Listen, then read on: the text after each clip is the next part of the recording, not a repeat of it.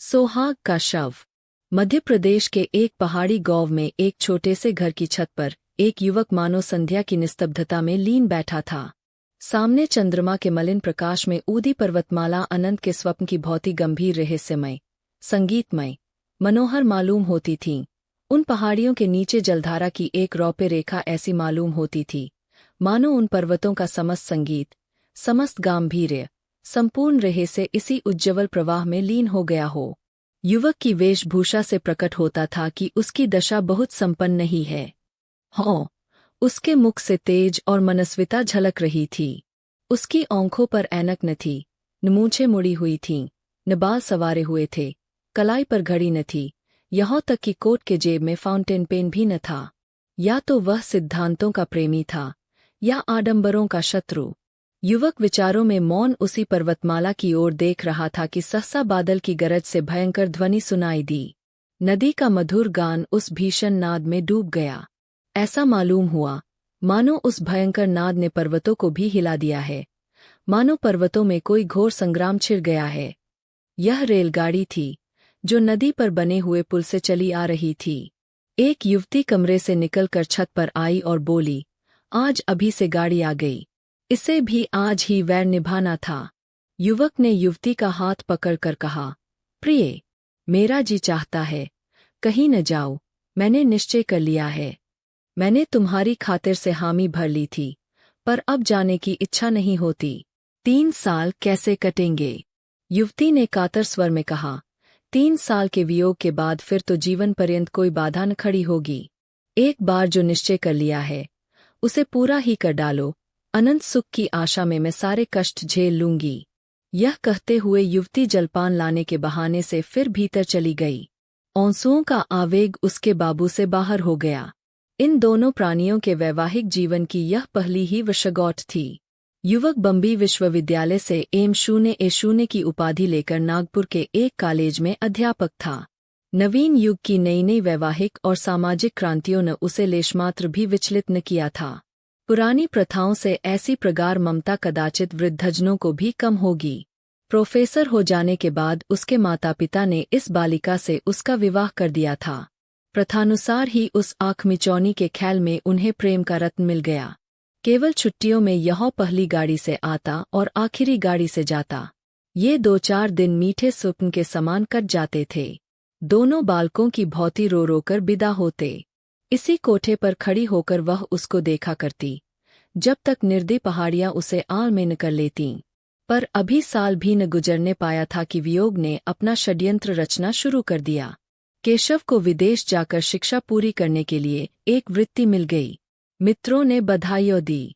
किसके ऐसे भाग्य है जिसे बिना मौंगे स्वभाग्य निर्माण का ऐसा अवसर प्राप्त हो। केशव बहुत प्रसन्न था। वह इसी दुविधा में पड़ा हुआ घर आया।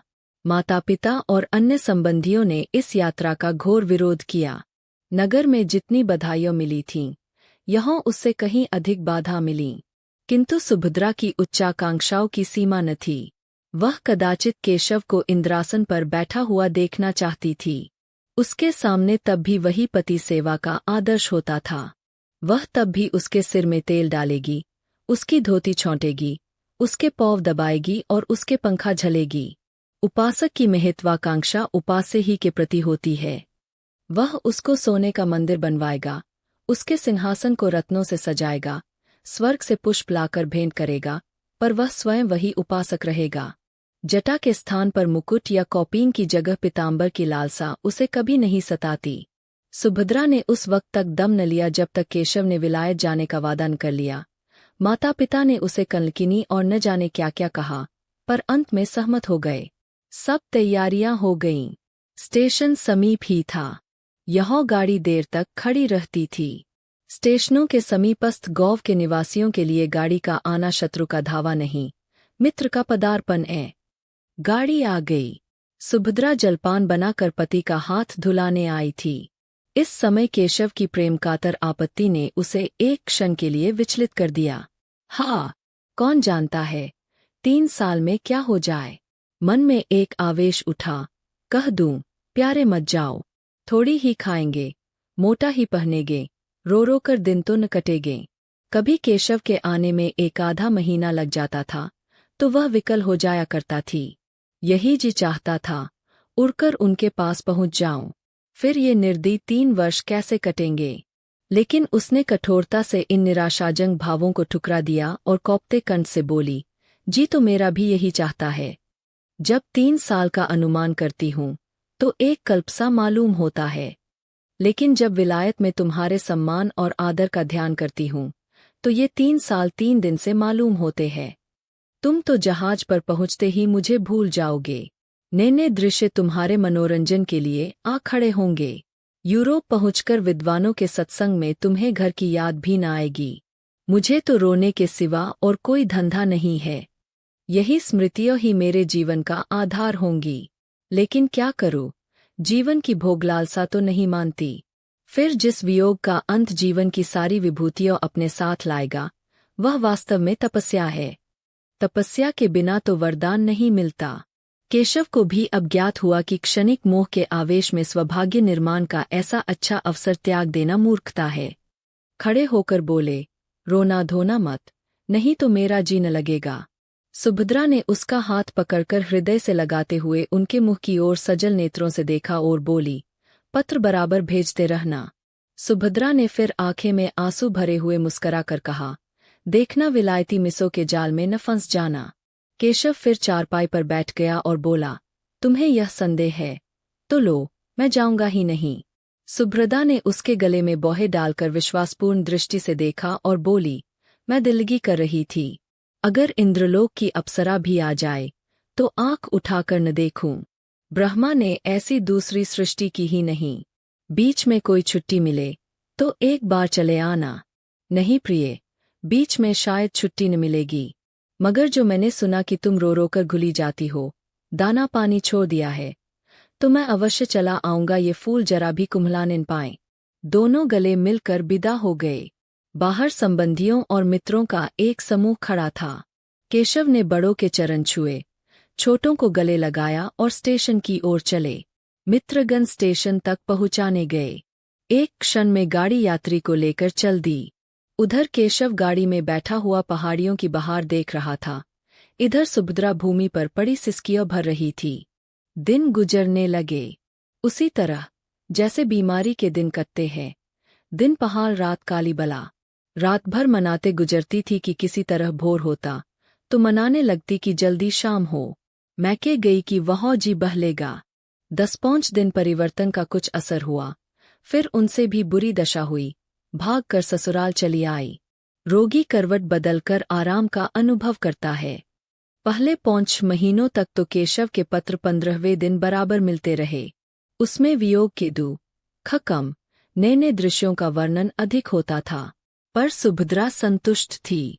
पत्र लिखती तो विरह-व्यथा के सिवा उसे कुछ सूझता ही न था। कभी कभी जब जी बेचैन हो जाता तो पछताती कि व्यर्थ जाने दिया। कहीं एक दिन मर जाओ तो उनके दर्शन भी न हों। लेकिन 6ठे महीने से पत्रों में भी विलंब होने लगा। कई महीने तक तो महीने में एक पत्र आता रहा, फिर वह भी बंद हो गया। सुभद्रा के 4-6 पत्र पहुंच जाते तो एक पत्र आ जाता, वह भी बेदिली से लिखा हुआ, काम की अधिकता और समय के अभाव के रोने से भरा हुआ। एक वाक्य भी ऐसा नहीं जिससे हृदय को शांति हो, जो टपकते हुए दिल पर मरहम रखे। हाँ, आदि से अंत तक प्रिय शब्द का नाम नहीं। सुभद्रा अधीर हो उठी। उसने यूरोप यात्रा का निश्चय कर लिया। वह सारे कष्ट सह लेगी, सिर पर जो कुछ पड़ेगी सह लेगी। केशव को आंखों से देखती रहेगी। वह इस बात को उनसे गुप्त रखेगी, उनकी कठिनाइयों को और न बढ़ाएगी, उनसे बोलेगी भी नहीं, केवल उन्हें कभी कभी आंख भर कर देख लेगी। यही उसकी शांति के लिए काफी होगा। उसे क्या मालूम था कि उसका केशव उसका नहीं रहा। वह अब एक दूसरी ही कामिनी के प्रेम का भिखारी है। सुभद्रा कई दिनों तक इस प्रस्ताव को मन में रखे हुए सेती रही। उसे किसी प्रकार की शंका न होती थी। समाचार पत्रों के पढ़ते रहने से उसे समुद्री यात्रा का हाल मालूम होता रहता था।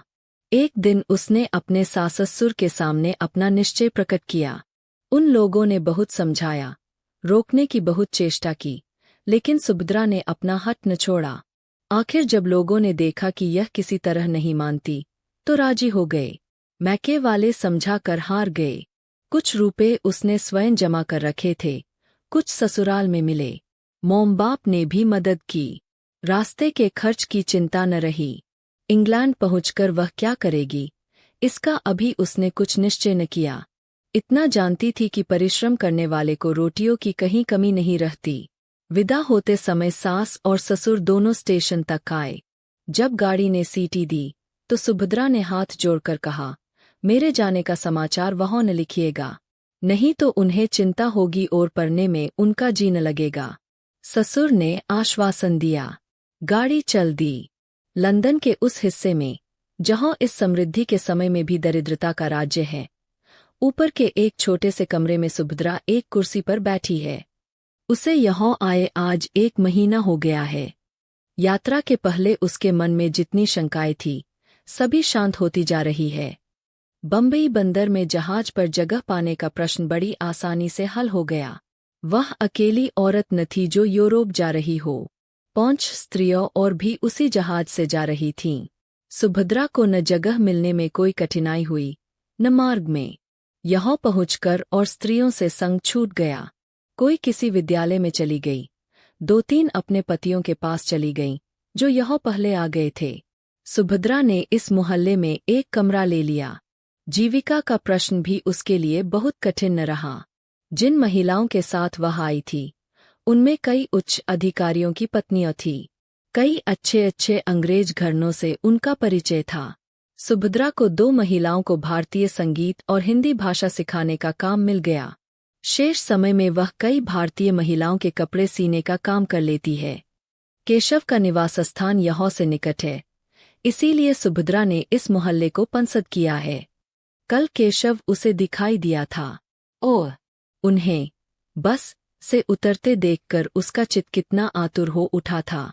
बस यही मन में आता था कि दौड़कर उनके गले से लिपट जाए और पूछे, क्यों जी, तुम यहाँ आते ही बदल गए? याद है तुमने चलते समय क्या क्या वादा किए थे? उसने बड़ी मुश्किल से अपने को रोका था। तब से इस वक्त तक उसे मानो नशा सा छाया हुआ है। वह उनके इतने समीप है, चाहे रोज उन्हें देख सकती है, उनकी बातें सुन सकती है, हाँ, स्पर्श तक कर सकती है। अब यह उससे भाग कर कहाँ जाएगे? उनके पत्रों की अब उसे क्या चिंता है? कुछ दिनों के बाद संभव है वह उनसे होटल के नौकरों से जो चाहे पूछ सकती है। संध्या हो गई थी। धूमें बिजली की लालटने रोती आंखें की भांति ज्योतिहीन सी हो रही थीं। गली में स्त्री पुरुष सैर करने जा रहे थे। सुभद्रा सोचने लगी, इन लोगों को आमोद से कितना प्रेम है। मानो किसी को चिंता ही नहीं, मानो सभी संपन्न है। जब ही ये लोग इतने एकाग्र होकर सब काम कर सकते हैं। जिस समय जो काम करने हैं, जी जान से करते हैं। खेलने की उमंग है, तो काम करने की भी उमंग है, और एक हम है कि न हंसते हैं, न रोते हैं, मौन बने बैठे रहते हैं। स्फूर्ति का कहीं नाम नहीं, काम तो सारे दिन करते हैं। भोजन करने की फुर्सत भी नहीं मिलती, पर वास्तव में चौथाई समय भी काम में नहीं लगते, केवल काम करने का बहाना करते हैं। मालूम होता है जाति प्राणशून्य हो गई है। सहसा उसने केशव को जाते देखा। हाँ, केशव ही था। कुर्सी से उठकर बरामदे में चली आई। प्रबल इच्छा हुई कि जाकर उनके गले से लिपट जाए। उसने अगर अपराध किया है तो उन्हीं के कारण तो। यदि वह बराबर पत्र लिखते जाते तो वह क्यों आती? लेकिन केशव के साथ यह युवती कौन है? अरे, केशव उसका हाथ पकड़े हुए है। दोनों मुस्करा मुस्करा कर बातें करते चले जाते हैं। यह युवती कौन है? सुभद्रा ने ध्यान से देखा। युवती का रंग सांवला था। वह भारतीय बालिका थी। उसका पहनावा भारतीय था। इससे ज्यादा सुभद्रा को और कुछ न दिखाई दिया। उसने तुरंत जूते पहने, द्वार बंद किया और एक क्षण में गली में आ पहुंची। केशव अब दिखाई न देता था, पर वह जिधर गया था उधर ही वह बड़ी तेजी से लपकी चली जाती थी। यह युवती कौन है? वह उन दोनों की बातें सुनना चाहती थी। उस युवती को देखना चाहती थी। उसके पौव इतनी तेज से उठ रहे थे मानो दौड़ रही हो। पर इतनी जल्दी दोनों कहाँ अदृश्य हो गए। अब तक उसे उन लोगों के समीप पहुंच जाना चाहिए था। शायद दोनों किसी बस पर जा बैठे। अब वह गली समाप्त करके एक चौड़ी सड़क पर आ पहुंची थी। दोनों तरफ बड़ी बड़ी जगमगाती हुई दुकानें थीं, जिनमें संसार की विभूतियां गर्व से फूली उठी थी। कदम कदम पर होटल और रेस्टोरेंट थे। सुभद्रा दोनों और नेत्रों से ताकती, पग पग पर भ्रांति के कारण मचलती कितनी दूर निकल गई, कुछ खबर नहीं। फिर उसने सोचा, यूं कहाँ तक चली जाऊंगी, कौन जाने किधर गए। चलकर फिर अपने बरामदे से देखूं, आखिर इधर से गए हैं तो इधर से लौटेंगे भी। यह ख्याल आते ही वह घूम पड़ी और उसी तरह दौड़ती हुई अपने स्थान की ओर चली। जब वहां पहुंची तो 12 बज गए थे और इतनी देर उसे चलते ही गुजरा। एक क्षण भी उसने कहीं विश्राम नहीं किया। वह ऊपर पहुंची तो गृहस्वामिनी ने कहा, तुम्हारे लिए बड़ी देर से भोजन रखा हुआ है। सुभद्रा ने भोजन अपने कमरे में मंगा लिया, पर खाने की सुधि किसे थी। वह उसी बरामदे में उसी तरफ टकटकी लगाए खड़ी थी जिधर से केशव गया। 1 बज गया, 2 बजा, फिर भी केशव नहीं लौटा। उसने मन में कहा, वह किसी दूसरे मार्ग से चले गए, मेरा यहाँ खड़ा रहना व्यर्थ है। चलूं, सो रहूं। लेकिन फिर ख्याल आ गया, कहीं आ न रहे हों। मालूम नहीं उसे कब नींद आ गई। दूसरे दिन प्रातः काल सुभद्रा अपने काम पर जाने को तैयार हो रही थी कि एक युवती रेशमी साड़ी पहने आकर खड़ी हो गई और मुस्कराकर बोली, क्षमा कीजिएगा, मैंने बहुत सवेरे आपको कष्ट दिया। आप तो कहीं जाने को तैयार मामूल होती है। सुभद्रा ने एक कुर्सी बराते हुए कहा, हो, एक काम से बाहर जा रही थी, मैं आपकी क्या सेवा कर सकती हूँ। यह कहते हुए सुभद्रा ने युवती को सिर से पांव तक उसी आलोचनात्मक दृष्टि से देखा जिससे स्त्रियों ही देख सकती है। सौंदर्य की किसी परिभाषा से भी उसे सुंदरी न कहा जा सकता था। उसका रंग सौवला, मुंह कुछ चौड़ा, नाक कुछ चिपटी, कद भी छोटा और शरीर भी कुछ स्थूल था। आंखों पर ऐनक लगी हुई थी, लेकिन इन सब कारणों के होते हुए भी उसमें कुछ ऐसी बात थी जो आंखों को अपनी ओर खींच लेती थी। उसकी वाणी इतनी मधुर, इतनी संयमित, इतनी विनम्र थी कि जान पड़ता था किसी देवी के वरदान हों। एक एक अंग से प्रतिमा विकीर्ण हो रही थी। सुभद्रा उसके सामने हल्की एवं तुच्छ मालूम होती थी। युवती ने कुर्सी पर बैठते हुए कहा, अगर मैं भूलती हूँ तो मुझे क्षमा कीजिएगा। मैंने सुना है कि आप कुछ कपड़े भी सीती है, जिसका प्रमाण यह है कि यहाँ सीविंग मशीन मौजूद है। सुभद्रा, मैं 2 लेडियों को भाषा पढ़ाने जाया करती हूँ, शेष समय में कुछ सिलाई भी कर लेती हूँ। आप कपड़े लाई है?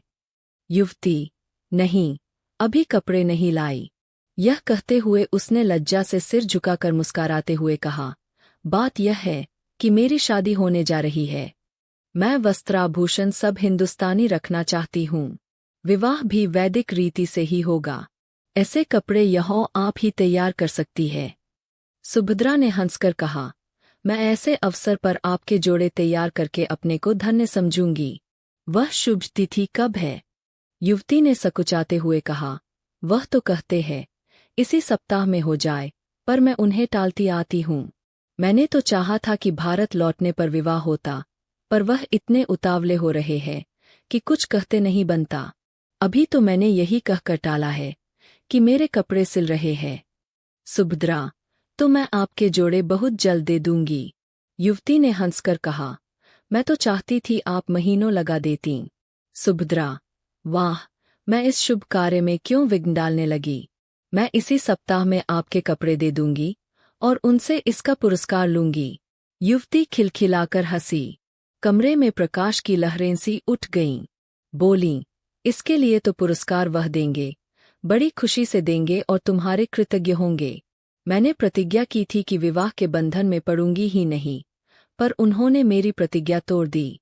अब मुझे मालूम हो रहा है कि प्रेम की बेड़ियां कितनी आनंदमय होती है। तुम तो अभी हाल ही में आई हो, तुम्हारे पति भी साथ होंगे। सुभद्रा ने बहाना किया। बोली, वह इस समय जर्मनी में है। संगीत से उन्हें बहुत प्रेम है। संगीत ही का अध्ययन करने के लिए वहाँ गए हैं। तुम भी संगीत जानती हो? बहुत थोड़ा। केशव को संगीत बहुत प्रेम है। केशव का नाम सुनकर सुभद्रा को ऐसा मालूम हुआ जैसे बिच्छू ने काट लिया हो। वह चौंक पड़ी। युवती ने पूछा, आप चौंक कैसे गईं? क्या केशव को जानती हो? सुभद्रा ने बात बनाकर कहा, नहीं, मैंने यह नाम कभी नहीं सुना। वह यहाँ क्या करते हैं? सुभद्रा का ख्याल आया, क्या केशव किसी दूसरे आदमी का नाम नहीं हो सकता? इसलिए उसने यह प्रश्न किया। उसी जवाब पर उसकी जिंदगी का फैसला था। युवती ने कहा, यह विद्यालय में पढ़ते हैं। भारत सरकार ने उन्हें भेजा है। अभी साल भर भी तो आए नहीं हुआ। तुम देखकर प्रसन्न होगी। तेज और बुद्धि की मूर्ति समझ लो। यहाँ के अच्छे अच्छे प्रोफेसर उनका आदर करते हैं।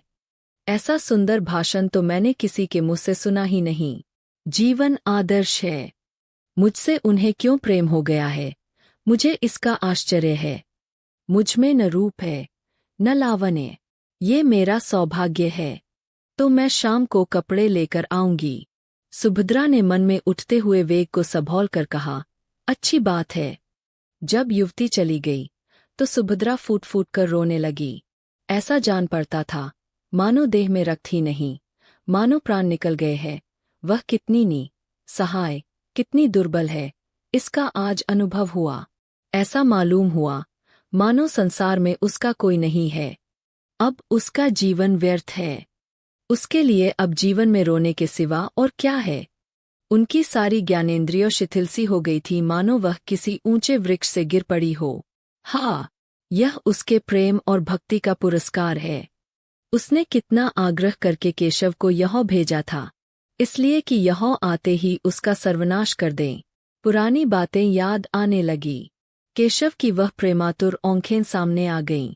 वह सरल सहज मूर्ति आँखों के सामने नाचने लगी। उसका जरा सिर धमकता था तो केशव कितना व्याकुल हो जाता था। एक बार जब उसे फसली बुखार आ गया था तो केशव घबराकर 15 दिन की छुट्टी लेकर घर आ गया था और उसके सिरहाने बैठा रात भर पंखा चलता रहा था। वही केशव अब इतनी जल्द उससे ऊब उठा। उसके लिए सुभद्रा ने कौन सी बात उठा रखी? वह तो उसी का अपना प्राणाधार, अपना जीवन धन, अपना सर्वस्व समझती थी। नहीं नहीं, केशव का दोष नहीं, सारा दोष इसी का है। इसी ने अपनी मधुर बातों से अन्हें वशीभूत कर लिया है। इसकी विद्या, बुद्धि और वाक्पटुता ही ने उनके हृदय पर विजय पाई है। हाय, उसने कितनी बार केशव से कहा था, मुझे भी पराया करो, लेकिन उन्होंने हमेशा यही जवाब दिया, तुम जैसी हो मुझे वैसी ही पसंद हो। मैं तुम्हारी स्वाभाविक सरलता को पढ़ा कर मिटाना नहीं चाहता। केशव ने उसके साथ कितना बड़ा अन्याय किया है, लेकिन यह उनका दोष नहीं, यह इसी यौवनमत वाली छोकरी की माया है। सुभद्रा को इस ईर्ष्या और दुख के आवेश में अपने काम पर जाने की सुध न रही। वह कमरे में इस तरह टहलने लगी जैसे किसी ने जबरदस्ती उसे बंद कर दिया हो। कभी दोनों मुट्ठियों बंद जातीं, कभी दांत पीसने लगती, कभी ओंठ काटती। उन्माद की सी दशा हो गई।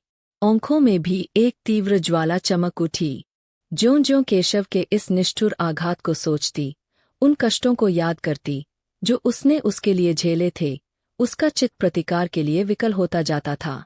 अगर कोई बात हुई होती, आपस में कुछ मनोमालिन्य का लेश भी होता, तो उसे इतना दुखन होता। यह तो उसे ऐसा मालूम होता था कि मानो कोई हंसते हंसते अचानक गले पर चढ़ बैठे। अगर वह उनके योग्य नहीं थी, तो उन्होंने उससे विवाह ही क्यों किया था? विवाह करने के बाद भी उसे क्यों न ठुकरा दिया था? क्यों प्रेम का बीज बोया था? और आज जब वह बीज पलवों से लहराने लगा, उसकी जड़ें उसके अंतस्तल के एक एक अणु में प्रविष्ट हो गईं।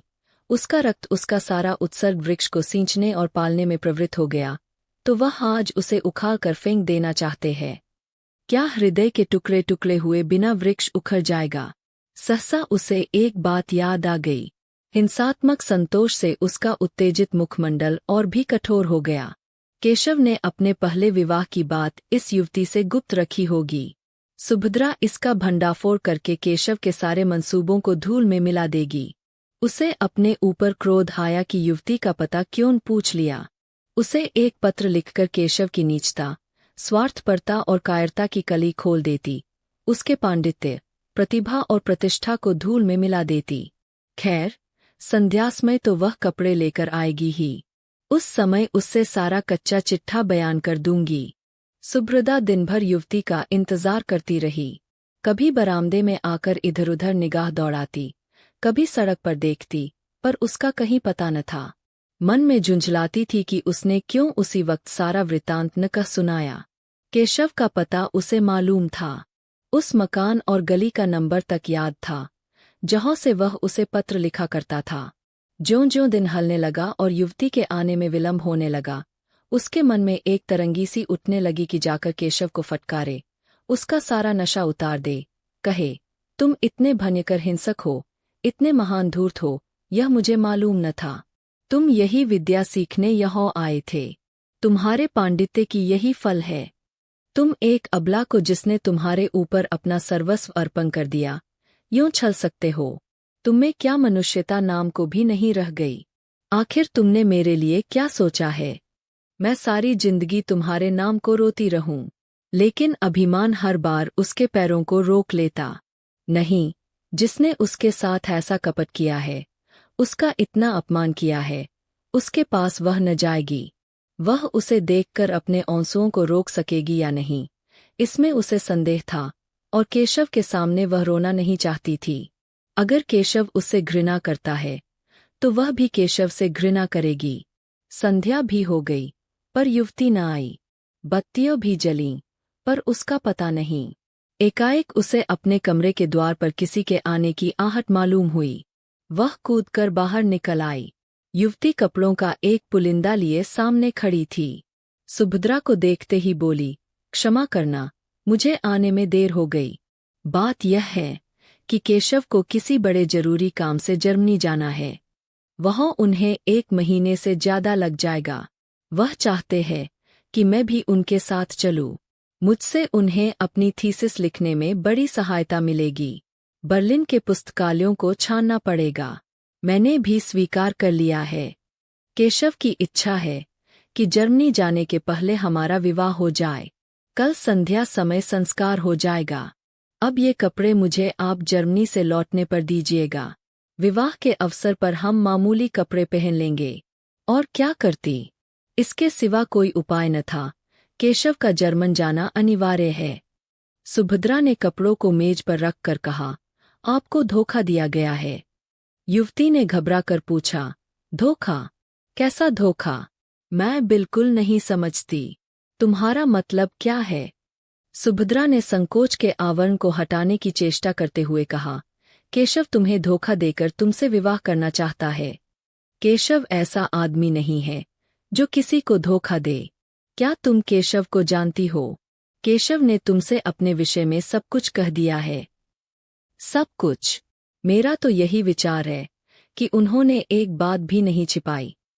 तुम्हें मालूम है कि उसका विवाह हो चुका है। युवती की मुख ज्योति कुछ मलिन पड़ गई। उसकी गर्दन लज्जा से झुक गई। अटकटक कर बोली, हाँ, उन्होंने मुझसे यह बात कही थी। सुभद्रा परास्त हो गई। घृणा सूचक नेत्रों से देखती हुई बोली, यह जानते हुए भी तुम केशव से विवाह करने पर तैयार हो? युवती ने अभिमान से देखकर कहा, तुमने केशव को देखा है? नहीं, मैंने उन्हें कभी नहीं देखा। फिर तुम उन्हें कैसे जानती हो? मेरे एक मित्र ने मुझसे यह बात कही है। वह केशव को जानता है। अगर तुम एक बार केशव को देख लेती, एक बार उससे बातें कर लेती, तो मुझसे यह प्रश्न करती। एक नहीं, अगर उन्होंने 100 विवाह किए होते, तो मैं इनकार न करती। उन्हें देखकर मैं अपने को बिल्कुल भूल जाती हूँ। अगर उनसे विवाह न करूँ, तब फिर मुझे जीवन भर अविवाहित ही रहना पड़ेगा। जिस समय वह मुझसे बातें करने लगते हैं, मुझे ऐसा अनुभव होता है कि मेरी आत्मा पुष्प की भांति खिली जा रही है। मैं उसमें प्रकाश और विकास का प्रत्यक्ष अनुभव करती हूँ। दुनिया चाहे जितना हंसे, चाहे जितनी निंदा करे, मैं केशव को अब नहीं छोड़ सकती। उनका विवाह हो चुका है, वह सत्य है, पर उस स्त्री से उनका मन कभी न मिला। यथार्थ में उनका विवाह अभी नहीं हुआ। वह कोई साधारण अर्धशिक्षिता बालिका है। तुम ही सोचो, केशव जैसा विद्वान, उदार चेता, मनस्वी पुरुष ऐसी बालिका के साथ कैसे प्रसन्न रह सकता है? तुम्हें कल मेरे विवाह में चलना पड़ेगा। सुभद्रा का चेहरा तमतमाया जा रहा था। केशव ने उसे इतने काले रंगों में रंगा है, यह सोचकर उसका रक्त खौल रहा था। जी में आता था इसी क्षण इसको दुत्कार दूं, लेकिन उसके मन में कुछ और ही मंसूबे पैदा होने लगे थे। उसने गंभीर पर उदासीनता के भाव से पूछा, केशव ने कुछ उस स्त्री के विषय में नहीं कहा? युवती ने तत्परता से कहा। घर पहुंचने पर वह उससे केवल यही कह देंगे कि हम और तुम अब स्त्री और पुरुष नहीं रह सकते। उसके भरण पोषण का वह उसके इच्छानुसार प्रबंध कर देंगे। इसके सिवा वह और क्या कर सकते हैं? हिंदू नीति में पति पत्नी में विच्छेद नहीं हो सकता, पर केवल स्त्री को पूर्ण रीति से स्वाधीन कर देने के विचार से वह ईसाई या मुसलमान होने पर भी तैयार है। वह तो अभी उसे इसी आशय का एक पत्र लिखने जा रहे थे, पर मैंने ही रोक लिया। मुझे उस अभागिनी पर बड़ी दया आती है। मैं तो यहाँ तक तैयार हूँ कि अगर उसकी इच्छा हो तो वह भी हमारे साथ रहे। मैं उसे अपनी बहन समझूंगी। किंतु केशव इससे सहमत नहीं होते। सुभद्रा ने व्यंग्य से कहा, रोटी पड़ा देने को तैयार ही है, स्त्री को इसके सिवा और क्या चाहिए? युवती ने व्यंग्य की कुछ परवाह न करके कहा, तो मुझे लौटने पर कपड़े तैयार मिलेंगे न? सुभद्रा, हाँ, मिल जाएंगे। युवती, कल तुम संध्या समय आओगी? सुभद्रा, नहीं, खेद है, अवकाश नहीं है। युवती ने कुछ न कहा, चली गई। 6 सुभद्रा कितना ही चाहती थी कि समस्या पर शांतचित्त होकर विचार करे, पर हृदय में मानो ज्वालासी दहक रही थी। केशव के लिए वह अपने प्राणों का कोई मूल्य नहीं समझी थी। वही केशव उसे पैरों से ठुकरा रहा है। यह आघात इतना आकस्मिक, इतना कठोर था कि उसकी चेतना की सारी कोमलता मूर्छित हो गई। उसके एक एक अनुप्रतिकार के लिए तड़पने लगा। अगर यही समस्या इसके विपरीत होती तो क्या सुभद्रा की गर्दन पर छुरी न फिर गई होती? केशव उसके खून का प्यासा न हो जाता? क्या पुरुष हो जाने से ही सभी बातें क्षम्य और स्त्री हो जाने से सभी बातें अक्षम्य हो जाती है? नहीं, इस निर्णय को सुभद्रा की विद्रोही आत्मा इस समय स्वीकार नहीं कर सकती। उसे नारियों के ऊंचे आदर्शों की परवाह नहीं है। उन स्त्रियों में आत्माभिमान न होगा। वे पुरुषों के पैरों की जूतियां बनकर रहने ही में अपना सौभाग्य समझती होंगी। सुभद्रा इतनी आत्माभिमान शून्य नहीं है। वह अपने जीते जी यह नहीं देख सकती थी कि उसका पति उसके जीवन की सर्वनाश करके चैन की बंशी बजाए। दुनिया उसे हत्यारिनी, पिशाचिनी कहेगी, कहे, उसको परवाह नहीं। रह रहकर उसके मन में भयंकर प्रेरणा होती थी कि इसी समय उसके पास चली जाए और इसके पहले कि वह उस युवती के प्रेम का आनंद उठाए, उसके जीवन का अंत कर दे। वह केशव की निष्ठुरता को याद करके अपने मन को उत्तेजित करती थी। अपने को धिक्कार कर नारी सुलभ शंकाओं को दूर करती थी। क्या वह इतनी दुर्बल है?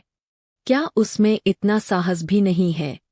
इस वक्त यदि कोई दुष्ट उसके कमरे में घुस आए और उसके सतीत्व का अपहरण करना चाहे, तो क्या वह उसका प्रतिकार न करेगी? आखिर आत्मरक्षा ही के लिए तो उसने यह पिस्तौल ले रखी है। केशव ने उसके सत्य का अपहरण ही तो किया है। उसका प्रेम दर्शन केवल प्रवंचना थी। वह केवल अपनी वासनाओं की तृप्ति के लिए सुभद्रा के साथ प्रेमस्वंग भरता था। फिर उसक वध करना क्या सुभद्रा का कर्तव्य नहीं? इस अंतिम कल्पना से सुभद्रा को वह उत्तेजना मिल गई जो उसके भयंकर संकल्प को पूरा करने के लिए आवश्यक थी। यही वह अवस्था है जब स्त्री पुरुष के खून की प्यासी हो जाती है। उसने खूंटी पर लटकाती हुई पिस्तौल उतार ली और ध्यान से देखने लगी, मानो उसे कभी देखा न हो।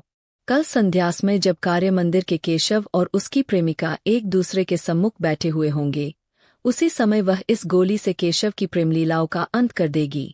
दूसरी गोली अपनी छाती में मार लेगी। क्या वह रो रो कर अपना अधम जीवन काटेगी? 7 संध्या का समय था। आर्य मंदिर के आंगन में वर और वधू इष्ट मित्रों के साथ बैठे हुए थे। विवाह का संस्कार हो रहा था। उसी समय सुभद्रा पहुंची और बदामदे में आकर एक खंभे की आड़ में इस भौती खड़ी हो गई कि केशव का मुंह उसके सामने था। उसकी आंखें में वह दृश्य खिंच गया जब आज से 3 साल पहले उसने इसी भौती केशव को मंडप में बैठे हुए आड़ से देखा था। तब उसका हृदय कितना उच्छ्वासित हो रहा था। अंतस्तल में गुदगुदी सी हो रही थी। कितना अपार अनुराग था, कितनी असीम अभिलाषा थीं, मानो जीवन प्रभात का उदय हो रहा हो। जीवन मधुर संगीत की भौती सुखद था, भविष्य उषा स्वप्न की भौती सुंदर। क्या यह वही केशव है? सुभद्रा को ऐसा भ्रम हुआ, मानो यह केशव नहीं है। हो, यह वह केशव नहीं था। यह उसी रूप और उसी नाम का कोई दूसरा मनुष्य था। अब उसकी मुस्कुराहट में, उनके नेत्रों में, उसके शब्दों में, उसके हृदय को आकर्षित करने वाली कोई वस्तु न थी। उसे देखकर वह उसी भौतिनी, स्पंद, निश्चल खड़ी है, मानो कोई अपरिचित व्यक्ति हो। अब तक केशव कासा रूपवान, तेजस्वी, सौम्य, शीलवान पुरुष संसार में न था, पर अब सुभद्रा को ऐसा जान पड़ा कि वह बैठे हुए युवकों में और उसमें कोई अंतर नहीं है। वह ईर्ष्याग्नि, जिसमें वह जली जा रही थी, वह हिंसा कल्पना, जो उसे वहां तक लाई थी, मानो एकदम शांत हो गई। विरिक्त हिंसा से भी अधिक हिंसात्मक होती है। सुभद्रा की हिंसा कल्पना में एक प्रकार का ममत्व था। उसका केशव, उसका प्राणवल्लभ, उसका जीवन सर्वस्व और किसी का नहीं हो सकता। पर अब वह ममत्व नहीं है, वह उसका नहीं है। उसे अब परवाह नहीं, उस पर किसका अधिकार होता है। विवाह संस्कार समाप्त हो गया। मित्रों ने बधाइयाँ दीं, सहेलियों ने मंगलगान किया। फिर लोग मेजों पर जा बैठे, दावत होने लगी। रात के 12 बज गए, पर सुभद्रा वही पाषाण मूर्ति की भौती खड़ी रही, मानो कोई विचित्र स्वप्न देख रही हो, जैसे कोई बस्ती उजड़ गई हो, जैसे कोई संगीत बंद हो गया हो, जैसे कोई दीपक बुझ गया है। जब लोग मंदिर से निकले, तो वह भी निकले, तो वह भी निकल आई, पर उसे कोई मार्ग न सूझता था। परिचित सड़कें उसे भूली हुई सी जान पड़ने लगीं। सारा संसार ही बदल गया था। वह सारी रात सड़कों पर भटकती फिरी, घर का कहीं पता नहीं। सारी दुकानें बंद हो गईं, सड़कों पर सन्नाटा छा गया। फिर भी वह अपना घर ढूंढती हुई चली जा रही थी। हाय, क्या इसी भौती उसे जीवन पथ में भी भटकना पड़ेगा? सहसा एक पुलिसमैन ने पुकारा, मैडम, तुम कहाँ जा रही हो? सुभद्रा ने ठिठक कर कहा, कहीं नहीं। तुम्हारा स्थान कहाँ है? मेरा स्थान? हो, तुम्हारा स्थान कहाँ है? मैं तुम्हें बड़ी देर से इधर-उधर भटकते देख रहा हूँ। किस स्ट्रीट में रहती हो? सुभद्रा को उस स्ट्रीट का नाम तक नहीं याद था। तुम्हें अपने स्ट्रीट का नाम तक याद नहीं? भूल गई, याद नहीं आता। सहसा उसकी दृष्टि सामने के एक साइन बोर्ड की तरफ उठी। ओह, यही तो उसकी स्ट्रीट है। उसने सिर उठाकर इधर-उधर देखा। सामने ही उसका डेरा था, और इसी गली में, अपने ही घर के सामने, न जाने कितनी देर से वह चक्कर लगा रही थी। 8 अभी प्रात काल ही था कि युवती सुभद्रा के कमरे में पहुंची। वह उसके कपड़े सी रही थी। उसका सारा तनमन कपड़ों में लगा हुआ था। कोई युवती इतनी एकाग्रचित होकर अपना श्रृंगार भीन करती होगी। न जाने उससे कौन सा पुरस्कार लेना चाहती थी। उसे युवती के आने की खबर न हुई। युवती ने पूछा, तुम कल मंदिर में नहीं आई? सुभद्रा ने सिर उठाकर देखा, तो ऐसा जान पड़ा, मानो किसी कवि की कोमल कल्पना मूर्तिमय हो गई है। उसकी उपछवि अनिंद्य थी। प्रेम की विभूति रोम रोम से प्रदर्शित हो रही थी। सुभद्रा दौड़कर उसके गले से लिपट गई, जैसे उसकी छोटी बहन आ गई हो, और बोली, हाँ, गई तो थी। मैंने तुम्हें नहीं देखा। हाँ, मैं अलग थी। केशव को देखा। हाँ, देखा। धीरे से क्यों बोली? मैंने कुछ झूठ कहा था। सुभद्रा ने सहृदयता से मुस्कराकर कहा, मैंने तुम्हारी आंखों से नहीं, अपनी आंखों से देखा। मुझे तो वह तुम्हारे योग्य नहीं जंचे। तुम्हें ठग लिया। युवती खिलखिलाकर हंसी और बोली, वाह, मैं समझती हूँ, मैंने उन्हें ठगा है। एक बार वस्त्राभूषणों से सजकर अपनी छवि आईने में देखी तो मालूम हो जाएगा, तब क्या मैं कुछ और हो जाऊंगी। अपने कमरे से फर्श, तस्वीरें, हौलियों, गमले आदि निकाल कर देख लो, कमरे की शोभा वही रहती है। युवती ने सिर हिलाकर कहा, ठीक कहती हो, लेकिन आभूषण कहाँ से लाऊं? न जाने अभी कितने दिनों में बनने की नौबत आए। मैं तुम्हें अपने गहने पहना दूंगी। तुम्हारे पास गहने हैं? बहुत। देखो, मैं अभी लाकर तुम्हें पहनाती हूँ। युवती ने मुझसे तो बहुत नहीं किया, पर मन में प्रसन्न हो रही थी। सुभद्रा ने अपने सारे गहने पहना दिए। अपने पास एक छल्ला भी न रखा। युवती को यह नया अनुभव था। उसे इस रूप में निकलते शर्म तो आती थी, पर उसका रूप चमक उठा था, इसमें संदेह न था। उसने आईने में अपनी सूरत देखी तो उसकी सूरत जगमगा उठी, मानो किसी वियोगिनी को अपने प्रियतम का संवाद मिला हो। मन में गुदगुदी होने लगी। वह इतनी रूपवती है, उसे उसकी कल्पना भी न थी। कहीं केशव इस रूप में उसे देख लेते। वह आकांक्षा उसके मन में उदय हुई, पर कहे कैसे। कुछ देर में बाद लज्जा से सिर झुकाकर बोली, केशव मुझे इस रूप में देखकर बहुत हंसेगे। सुभद्रा, हंसेगे नहीं, बलैया लेंगे, आंखें खुल जाएगी। तुम आज इसी रूप में उसके पास जाना। युवती ने चकित होकर कहा, सच? आप इसकी अनुमति देती है? सुभद्रा ने कहा, बड़े हर्ष से। तुम्हें संदेह न होगा? बिल्कुल नहीं। और जो मैं 2-4 दिन पहने रहूं। यह बात एक दिन होने वाली थी अवश्य, पर इस तरह अचानक उसकी सुभद्रा से भेंट होगी, इसका उसे स्वप्न में भी गुमान न था। सुभद्रा से यह बात कैसे कहेगा, इसको उसने खूब सोच लिया था। उसके आक्षेपों का उत्तर सोच लिया था, पत्र के शब्द तक मन में अंकित कर लिए थे। ये सारी तैयारियां धरी रह गईं और सुभद्रा से साक्षात हो गया। सुभद्रा उसे देखकर जरा सी नहीं चौंकी। उसके मुख पर आश्चर्य, घबराहट या दुख का एक चिन्ह भी न दिखाई दिया। उसने उसी भंती उससे बात की, मानो वह कोई अजनबी हो। यहाँ कब आई, कैसे आई, क्यों आई, कैसे गुजर करती है? यह और इस तरह के असंख्य प्रश्न पूछने के लिए केशव का चित्त चंचल हो उठा। उसने सोचा था, सुभद्रा उसे धिक्कारेगी, विष खाने की धमकी देगी, निष्ठुर, निर्दय और न जाने क्या क्या कहेगी। इन सब आपदाओं के लिए वह तैयार था, पर इस आकस्मिक मिलन, इस गर्वयुक्त उपेक्षा के लिए वह तैयार न था। वह प्रेमव्रत धारिणी सुभद्रा इतनी कठोर, इतनी हृदयशून्य हो गई है। अवश्य ही इस सारी बातें पहले ही मालूम हो चुकी है। सबसे तीव्र आघात यह था कि इसने अपने सारे आभूषण इतनी उदारता से दे डाले, और कौन जाने वापस भी न लेना चाहती हो।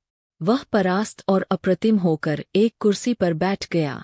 उत्तर में एक शब्द भी उसके मुख से न निकला। युवती ने कृतज्ञता का भाव प्रकट करके कहा, इनके पति इस समय जर्मनी में है। केशव ने आंखें फाड़ कर देखा, पर कुछ बोल न सका। युवती ने फिर कहा, बेचारी संगीत के पाठ पढ़ाकर और कुछ कपड़े सीकर अपना निर्वाह करती है। वह महाशय यहाँ आ जाते, तो उन्हें उनके सौभाग्य पर बधाई देती। केशव इस पर भी कुछ न बोल सका, पर सुभद्रा ने मुस्करा कर कहा, वह मुझसे रूठे हुए है, बधाई पाकर और भी झल्लाते। युवती ने आश्चर्य से कहा, तुम उन्हीं के प्रेम में यहाँ आई, अपना घर-बार छोड़ा, यहाँ मेहनत मजदूरी करके निर्वाह कर रही हो, फिर भी वह तुमसे रूठे हुए है। आश्चर्य।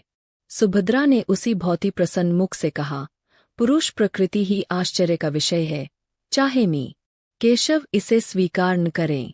युवती ने फिर केशव की ओर प्रेरणापूर्ण दृष्टि से देखा, लेकिन केशव उसी भौती अप्रतिम बैठा रहा। उसके हृदय पर यह नया आघात था। युवती ने उसे चुप देखकर उसकी तरफ से सफाई दी, केशव, स्त्री और पुरुष दोनों को ही समान अधिकार देना चाहते हैं। केशव डूब रहा था। तिनके का सहारा पाकर उसकी हिम्मत बंध गई। बोला, विवाह एक प्रकार का समझौता है। दोनों पक्षों को अधिकार है, जब चाहे उसे तोड़ दें। युवती ने हामी भरी, सभ्य समाज में यह आंदोलन बड़े जोरों पर है। सुभद्रा ने शंका की, किसी समझौते को तोड़ने के लिए कारण भी तो होना चाहिए।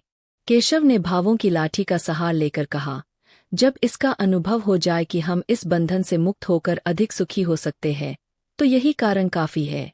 स्त्री को यदि मालूम हो जाए कि वह दूसरे पुरुष के साथ। सुभद्रा ने बात काट कर कहा, क्षमा कीजिए मी केशव, मुझमें इतनी बुद्धि नहीं कि इस विषय पर आपसे बहस कर सकूं। आदर्श समझौता वही है, जो जीवन पर्यंत रहे। मैं भारत की नहीं कहती, वहाँ तो स्त्री पुरुष की लौंडी है। मैं इंग्लैंड की कहती हूँ। यहाँ भी कितनी ही औरतों से मेरी बातचीत हुई है। वे तलाकों की बढ़ती हुई संख्या को देखकर खुश नहीं होती। विवाह सबसे ऊंचा आदर्श उसकी पवित्रता और स्थिरता है। पुरुषों ने सदैव इस आदर्श को तोड़ा है, स्त्रियों ने निभाया है। अब पुरुषों का अन्याय स्त्रियों को किस ओर ले जाएगा, नहीं कह सकती। इस गंभीर और संयत कथन ने विवाद का अंत कर दिया। सुभद्रा ने चाय मंगवाई। तीनों आदमियों ने पी। केशव पूछना चाहता था, अभी आप यहाँ कितने दिनों रहेंगी, लेकिन न पूछ सका। वह यहाँ 15 मिनट और रहा, लेकिन विचारों में डूबा हुआ। चलते समय उससे न रहा गया। पूछ ही बैठा, अभी आप यहाँ कितने दिन और रहेगी? सुभद्रा ने जमीन की ओर ताकते हुए कहा, कह नहीं सकती। कोई जरूरत हो तो मुझे याद कीजिए। इस आश्वासन के लिए आपको धन्यवाद। केशव सारे दिन बेचैन रहा। सुभद्रा उसकी आंखों में फिरती रही। सुभद्रा की बातें उसके कानों में गूंजती रहीं। अब उसे इसमें कोई संदेह न था कि उसी के प्रेम में सुभद्रा यहाँ आई थी। सारी परिस्थिति उसकी समझ में आ गई थी। उस भीषण त्याग का अनुमान करके उसके रोए खड़े हो गए।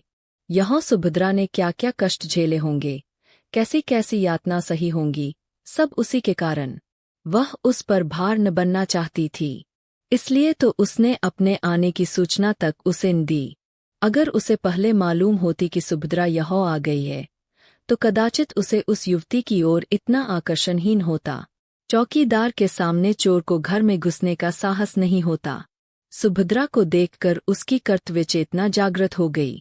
उसके पैरों पर गिरकर उससे क्षमा मांगने के लिए उसका मन अधीर हो उठा। वह उसके मुँह से सारा वृतांत सुनेगा।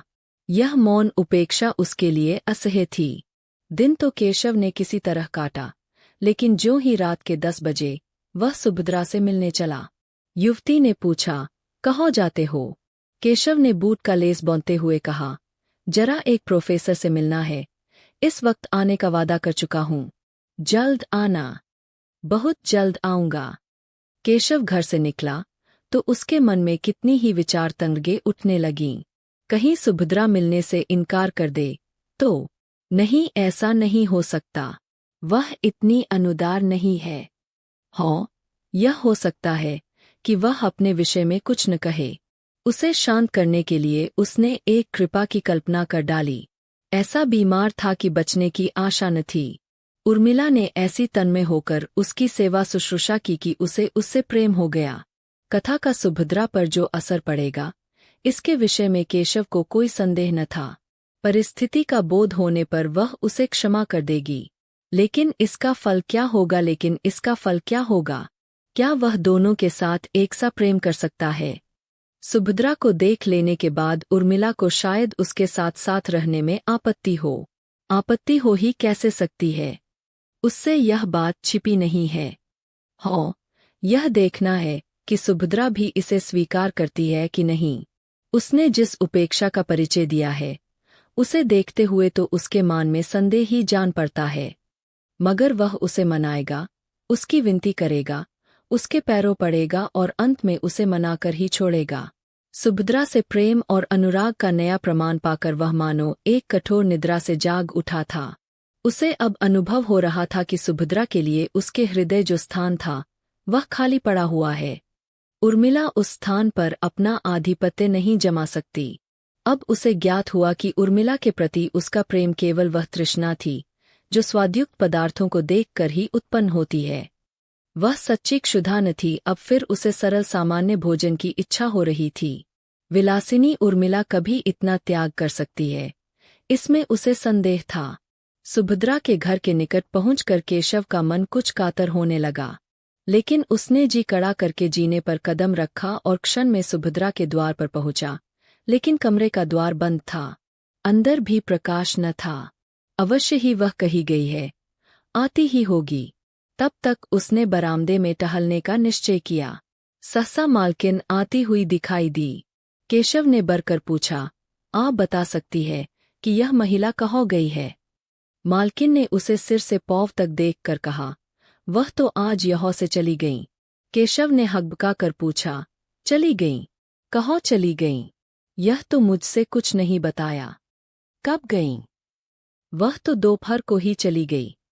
अपना असबाव लेकर गई। असबाव किसके लिए छोड़ जाती? हो, एक छोटा सा पैकेट अपनी एक सहेली के लिए छोड़ गई है। उस पर मिसेज केशव लिखा हुआ है। मुझसे कहा था कि यदि वह आ भी जाए तो उन्हें दे देना, नहीं तो डाक से भेज देना। केशव को अपना हृदय इस तरह बैठता हुआ मालूम हुआ जैसे सूर्य का अस्त होना। एक गहरी सांस लेकर बोला, आप मुझे वह पैकेट दिखा सकती है? केशव मेरा ही नाम है। मालकिन ने मुस्करा कर कहा, मिसेज केशव को कोई आपत्ति तो न होगी, तो फिर मैं उन्हें बुला लाऊं। हो, उचित तो यही है। बहुत दूर जाना पड़ेगा। केशव कुछ ठिठकता हुआ जीने की ओर चला तो मालकिन ने फिर कहा, मैं समझती हूँ, आप इसे लिए ही जाइए, व्यर्थ आपको क्यों दौड़ाऊं, मगर कल मेरे पास एक रसीद भेज दीजिएगा, शायद उसकी जरूरत पड़े। यह कहते हुए उसने एक छोटा सा पैकेट लाकर केशव को दे दिया। केशव पैकेट लेकर इस तरह भागा मानो कोई चोर भागा जा रहा हो। इस पैकेट में क्या है, यह जानने के लिए उसका हृदय व्याकुल हो रहा था। इसे इतना विलंब असह्य था कि अपने स्थान पर जाकर उसे खोले। समीप ही एक पार्क था। वहां जाकर उसने बिजली के प्रकाश में उस पैकेट को खोला डाला। उस समय उसके हाथ कौप रहे थे और हृदय इतने वेग से धड़क रहा था मानो किसी बंधु की बीमारी के समाचार के बाद मिला हो। पैकेट का खुलना था कि केशव की आंखों से आंसुओं की झड़ी लग गई। उसमें एक पीले रंग की साड़ी थी, एक छोटी सी सेंदूर की डिबिया और एक केशव का फोटाचित्र के साथ ही एक लिफाफा भी था। केशव ने उसे खोल कर पढ़ा। उसमें लिखा था, बहन मैं जाती हूँ, यह मेरे सोहाग का शव है, इसे टेम्स नदी में विसर्जित कर देना। तुम्ही लोगों के हाथों यह संस्कार भी हो जाए तो अच्छा।